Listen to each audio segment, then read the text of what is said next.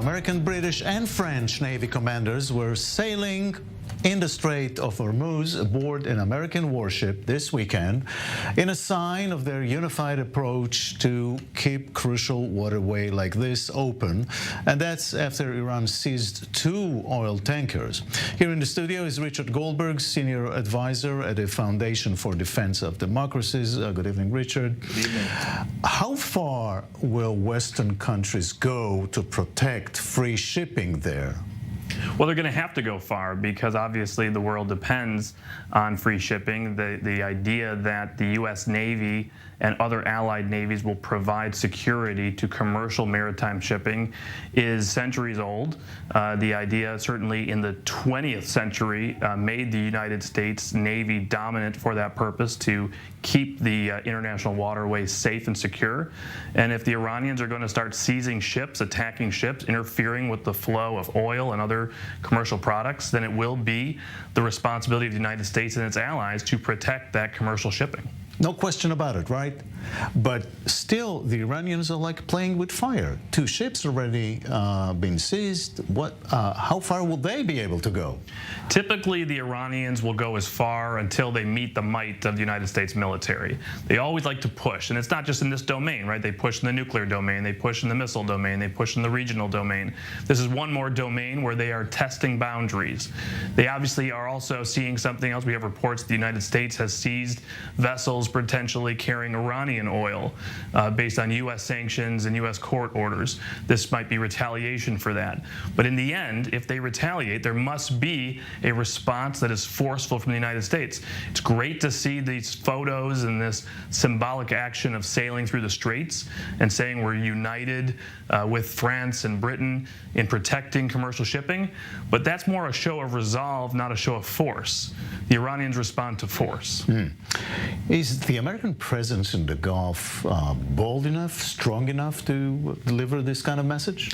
Well, obviously we have our headquarters for the Navy's Central Command there in Bahrain.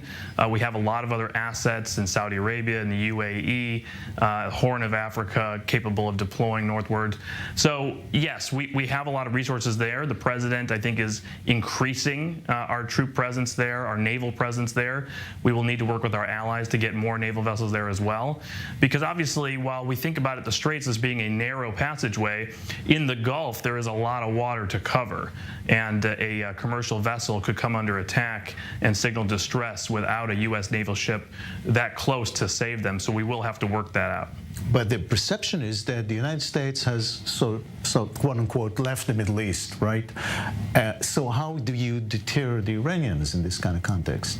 Well, I think this is all tied to the same thing we're hearing from the Saudis, right? We've seen the Saudis turning towards the Chinese in the recent brokered deal with the Iranians, feeling that the U.S. has withdrawn from the region, that the security guarantees for the region are not there.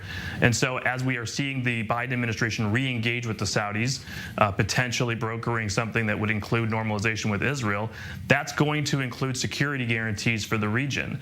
We're not moving our Naval Central Command out of Bahrain. That is strategically important to the United States.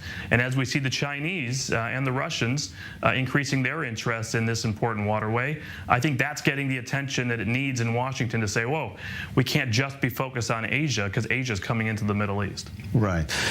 There's another report about Iranians arresting supposedly Israeli spies in the Kurdistan area. You know anything about that? I've seen the report. We see these reports every now and again. Obviously, you don't know what you don't know.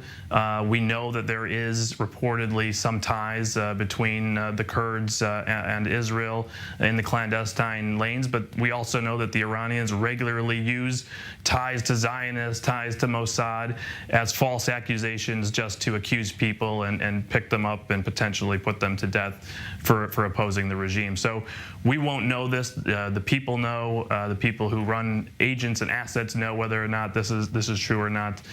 So we'll just have to watch this unfold. Right. Richard Goldberg, thank you very much.